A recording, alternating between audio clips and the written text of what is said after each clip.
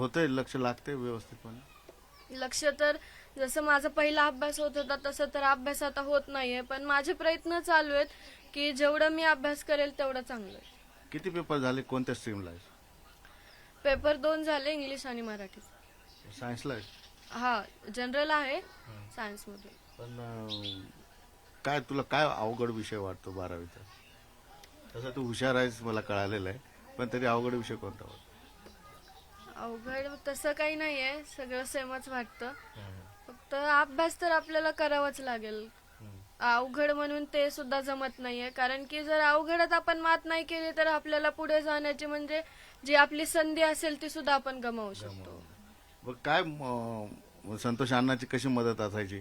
1ली ते 10वी पर्यंत तुमच्या सोबत असतील, परीक्षा असतील, हे असतील, त्यावेळेस त्यांची इन्व्हॉल्वमेंट कशी असायची तुमच्या अभ्यासात? त्यांची इन्व्हॉल्वमेंट तर इतकी नव्हती, कारण की ते सतत बाहेरच्यांचाच विचार करत होते. कुटुंबाकडे त्यांचं इतकं काही लक्ष नव्हतं. आम्ही जरी बाहेर कुठं गेलो, त्यांना एखादं आता समजा आपण रोडनी जातो तर डिवायडर मध्ये आता ते नवीन झाडे लावलेली आहेत, मग नाहीतर कोणत्या गावाला गेलो त्यांना ते झाडं बघून त्यांना असं वाटायचं, म्हणजे त्यांची लगेच ते आम्हाला पण म्हणायचे, विराज, राधा, अनुज, तुम्ही बघा ना हे किती छान झाड आहेत, आपण असले झाडं आपल्या गावात लावू. आणि जे गावातून येताना जे झाडं आहेत गुलमोहर वगैरे ते सुद्धा त्यांनी इतर बघूनच ते गावात सुद्धा लावले होते. अभ्यास कधी घेतला त्यांनी आठवतं?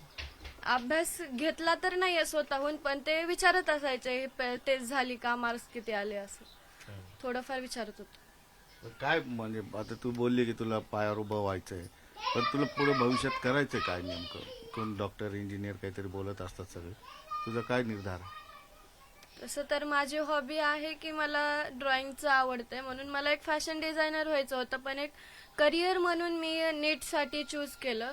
आणि आता सध्या माझी नीटची तयारी चालू होती, म्हणून सगळ्यांना वाटायचं की तू करू शकतेस आणि तू हे कर, म्हणून सध्या माझी नीटची तयारी चालू आहे. आणि परीक्षा कधी संपणार आहे? 27 डिसेंबर, 27 फेब्रुवारी. 27 फेब्रुवारीला सगळं.